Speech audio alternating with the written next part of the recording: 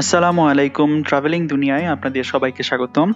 আজকে আপনাদের সাথে খুব ইম্পর্টেন্ট একটা বিষয় শেয়ার করব। যারা অস্ট্রেলিয়াতে আসবেন তারা প্রায় খুব কনফিউশনে থাকেন যে তারা সাথে করে কি আনতে পারবেন। ইউটিউবে এ ব্যাপারে অনেক ভিডিও আছে যেগুলোতে একেকজন একেক রকম ইনফরমেশন দিয়ে থাকে।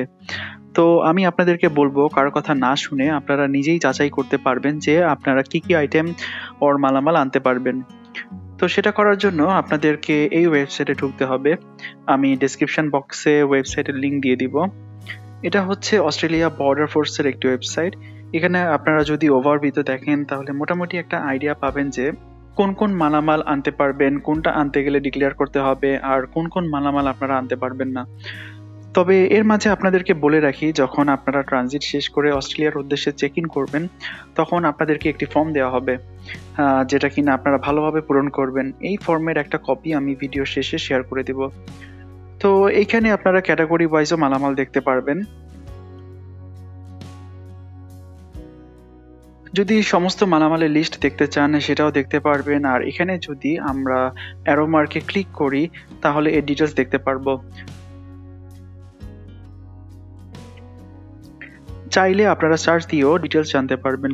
যেমন ধরেন আমি স্পাইসেস দিয়ে সার্চ করব, তো এখানে দেখা যাচ্ছে স্পাইসেস আনা যাবে, বাট সেটা ডিক্লেয়ার করতে হবে। সব ধরনের স্পাইসেসও আবার আনতে পারবেন না, তাই ডিটেলস দেখে ভালোভাবে বুঝবেন আর আপনারা আপনাদের লাগেজ রেডি করবেন।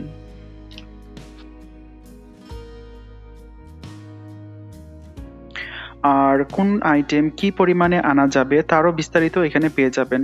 এখানে ফর এক্সাম্পল যদি দেখেন তাহলে দেখা যাচ্ছে আপনারা 350 গ্রামের বেশি পাউডার জাতীয় খাবার আনতে পারবেন না।